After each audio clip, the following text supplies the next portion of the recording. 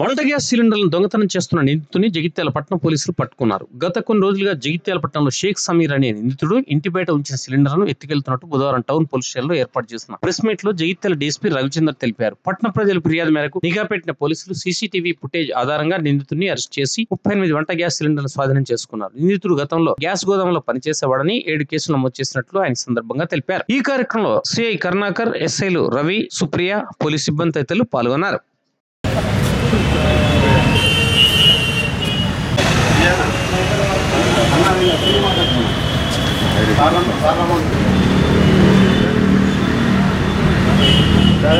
Regular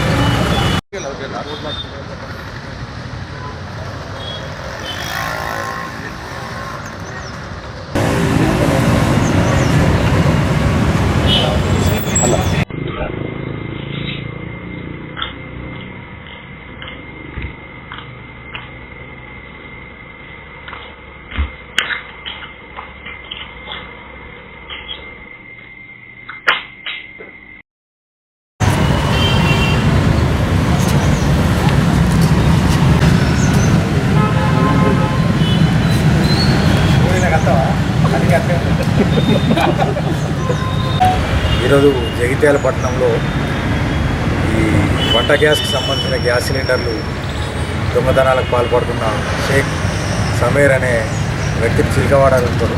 ఇక్కడ గత కొద్ది రోజులుగా మన జగిత్యాల పట్టణ వ్యాప్తంగా మన ఇళ్లలో దూరి కాంపౌండ్ వాళ్ళు జమ చేసి బయట ఉన్న సిలిండర్లను దొంగతనం చేసి అమ్ముకుంటా ఉన్నాడు. అతని పైన 7 కేసులు నమోదైనవి. ఈరోజు అతన్ని అరెస్ట్ చేసి అతని దగ్గర నుంచి సుమారు 38 సిలిండర్లు రికవరీ చేయడం జరిగింది. ఇంతకుముందు గ్యాస్ గోడౌన్లో పనిచేస్తుంటే దానిలో ఉన్న అనుభవం తర్వాత ఎక్స్పీరియన్స్ ప్రకారం దీన్ని దొంగతనానికి అలవాటు.